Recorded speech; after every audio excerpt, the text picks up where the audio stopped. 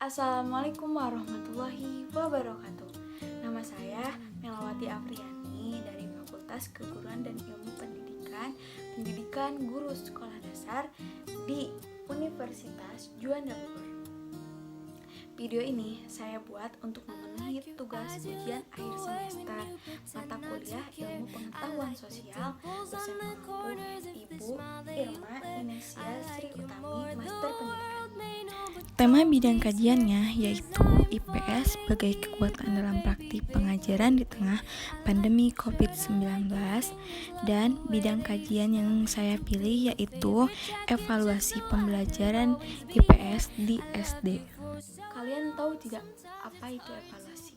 Evaluasi pembelajaran itu merupakan serangkaian proses penilaian untuk melihat apakah kegiatan pembelajaran yang dilakukan itu sudah mencapai tujuan yang sudah ditentukan atau belum. Nah, pelaksanaan evaluasi ini juga memiliki beberapa aspek yang dinilai bersumber dari siswa, output siswa dan guru.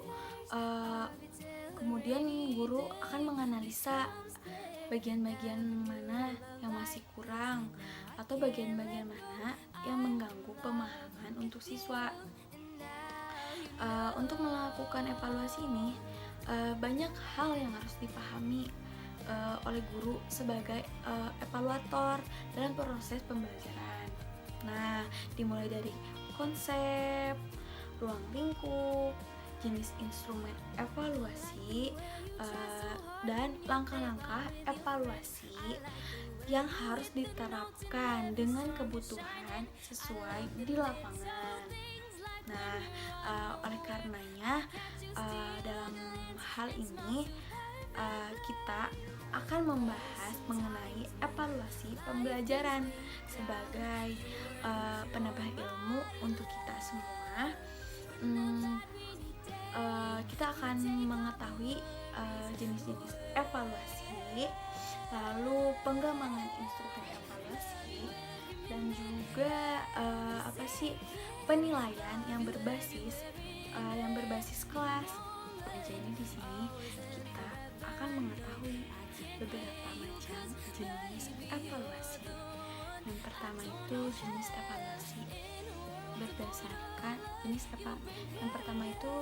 evaluasi berdasarkan tujuan.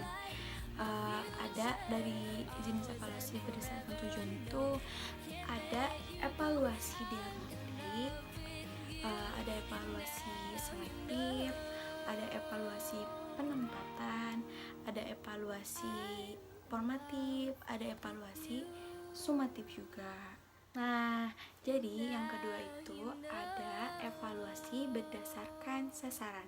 Evaluasi berdasarkan sasaran itu ada, yang pertama itu ada evaluasi konteks, evaluasi input, evaluasi proses, ada evaluasi hasil atau produk. Nah, yang ketiga ada evaluasi berdasarkan lingkup kegiatan. Nah, yang pertama itu dari evaluasi ini ada evaluasi program pembelajaran, lalu kemudian evaluasi proses pembelajaran, dan yang terakhir ada evaluasi hasil pembelajaran. Nah, jadi yang terakhir ada evaluasi berdasarkan objek dan juga subjek. Yang pertama itu evaluasi berdasarkan objek. Dari evaluasi berdasarkan objek ini ada evaluasi input. Evaluasi input ini mencakup kemampuan kepribadian, lalu sikap dan juga keyakinan. Nah, lalu ada evaluasi transformasi. Evaluasi transformasi ini evaluasi terhadap unsur-unsur transformasi proses pembelajaran.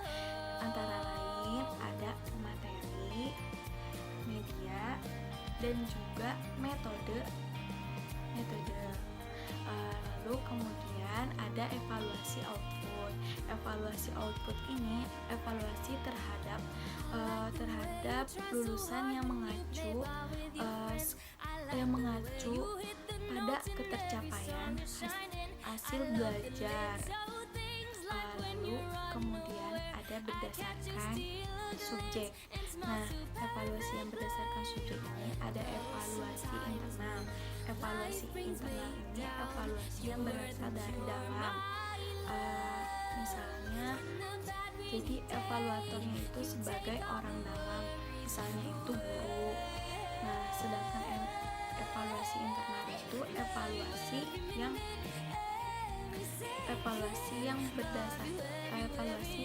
dari luar, yang sebagai evaluatornya itu dari luar, yaitu contohnya itu masyarakat dan juga orang tua.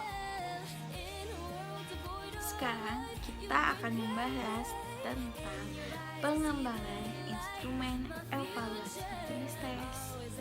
Nah, sebelum kita membahas mengenai pengembangan instrumen jenis tes ini, kalian tahu nggak sih apa itu instrumen? Nah, jadi secara umum yang dimaksud instrumen itu adalah alat yang memenuhi persyaratan akademis sehingga dapat digunakan sebagai alat untuk mengukur suatu objek ukur atau mengumpulkan data mengenai suatu variabel. Dalam bidang pendidikan, instrumen itu digunakan untuk mengukur prestasi belajar siswa. Nah, faktor-faktor yang diduga mempunyai hubungan atau berpengaruh terhadap hasil belajar, perkembangan hasil belajar siswa, keberhasilan proses mengajar guru, dan keberhasilan pencapaian suatu program tertentu. Nah, pada dasarnya instrumen juga dapat dibedakan menjadi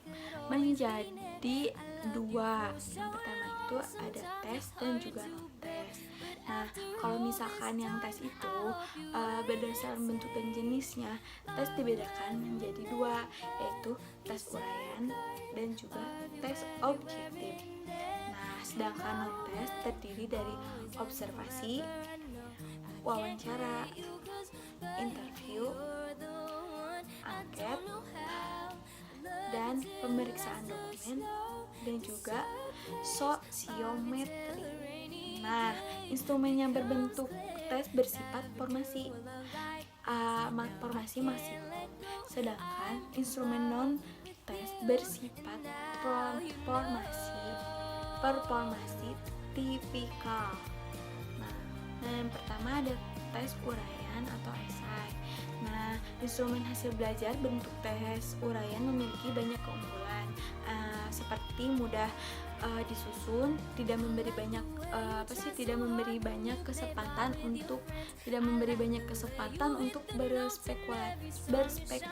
berspekulasi dan mampu mendorong siswa untuk berani mengemukakan pendapat serta menyusun jawaban dalam bentuk kalimat. Namun pendekatan di kalangan guru bahkan di kalangan orang tua memandang bahwa tes uraian sering tidak adil. Bahkan ada pandangan bahwa cara pemberian skor tes uraian cukup dilihat dari panjang pendeknya tes uraian tersebut. Nah, di sini saya akan memberitahu cara pengembangan tes uraian apa saja. Yang pertama itu merumuskan tujuan tes, lalu kemudian mengidentifikasi kompetensi inti dan kompetensi dasar, lalu kemudian analisis buku, pelajaran dan sumber materi belajar lainnya, lalu kemudian membuat kisi-kisi soal, lalu penulisan soal disertai pembuatan kunci jawaban. Kita harus menulis kunci jawabannya, atau atau pedoman penskoran lah. Lalu kemudian penelaahan kembali rumusan soal oleh kita sendiri. Kita harus menelaah kembali.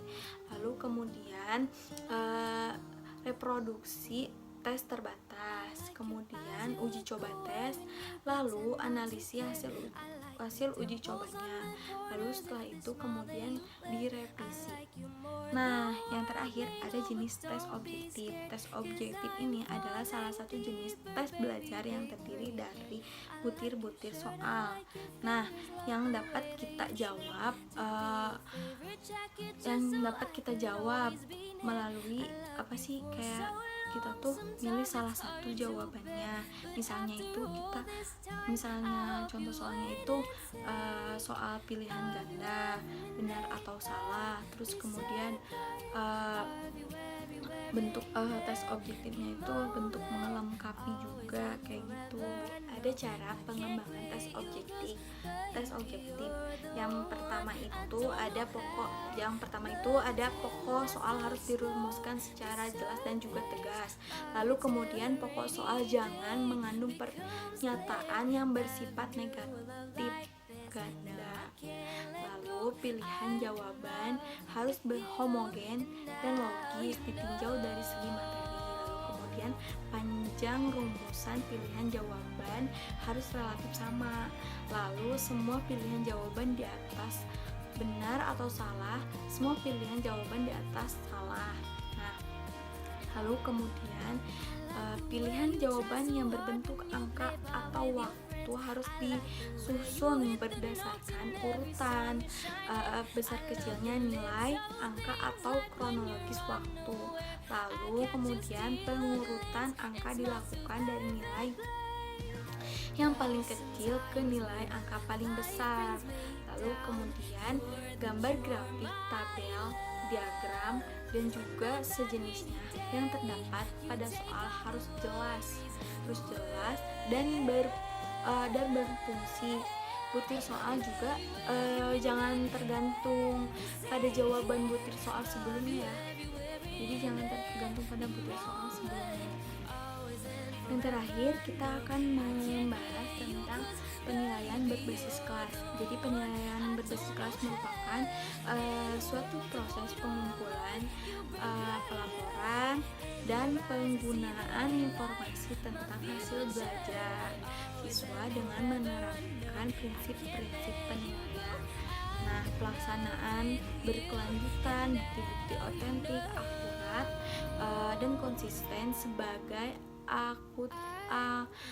sebagai akuntabilitas publik. Nah, penilaian berbasis kelas ini mengidentifikasi pencapaian kompetisi dan hasil belajar yang dikemukakan melalui pernyataan yang jelas tentang standar yang harus dan telah dicapai dengan peta kemajuan belajar siswa dan pelaporan.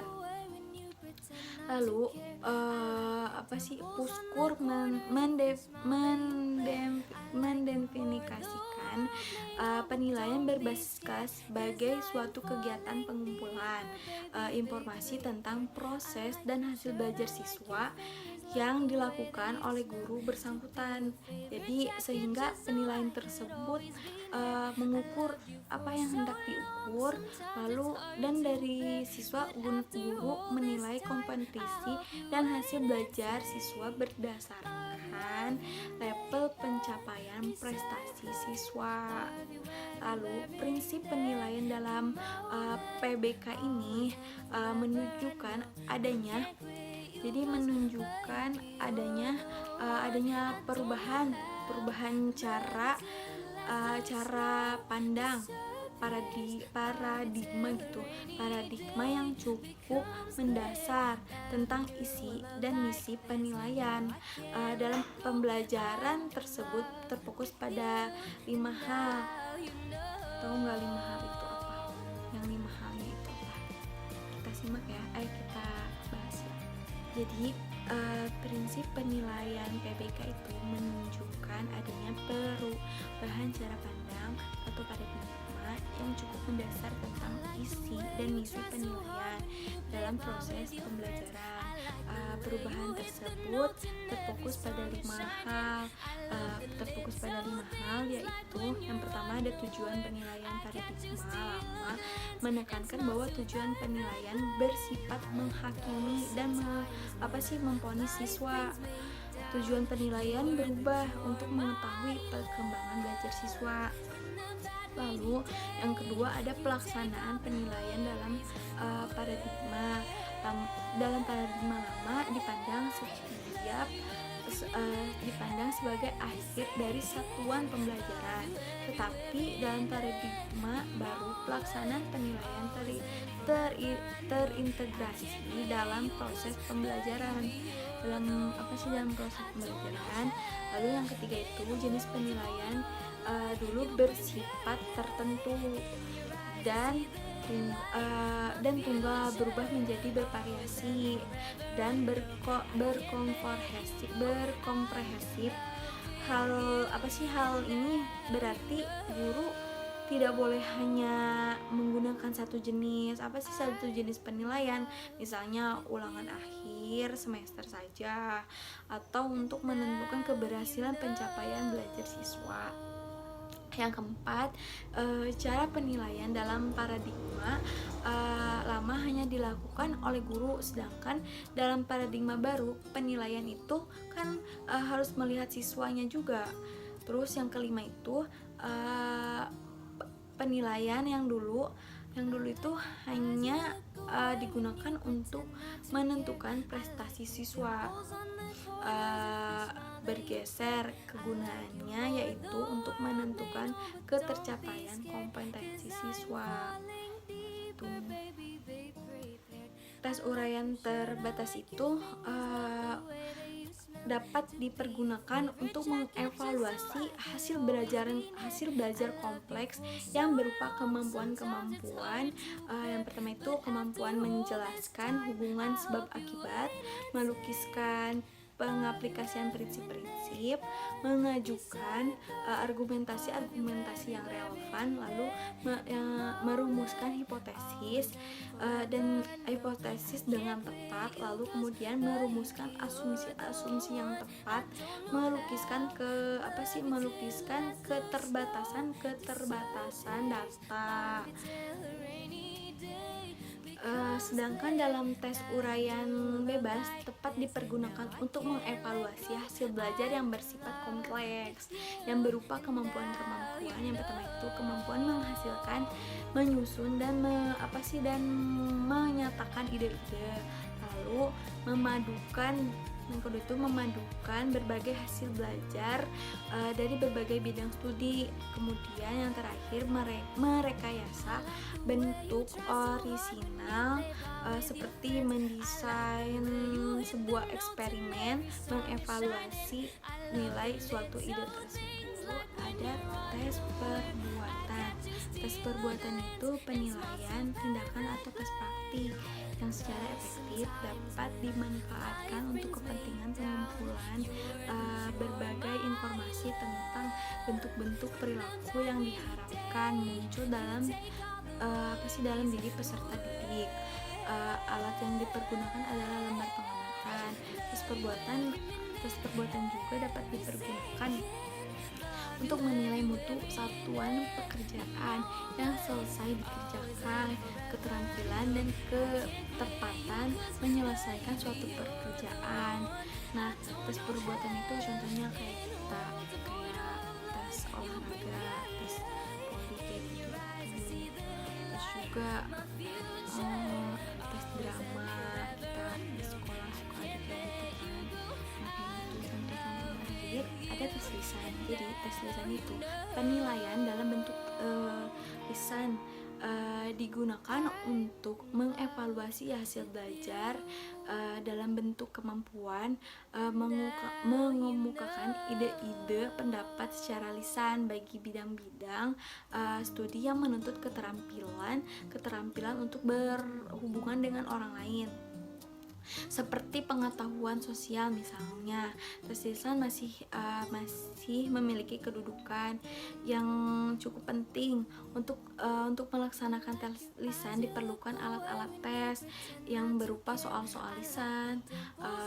Tes lisan jika disusun dengan baik, maka ia tidak hanya berfungsi sebagai alat evaluasi, tetapi alat belajar dapat juga berfungsi sebagai alat bantu mengajar juga gitu.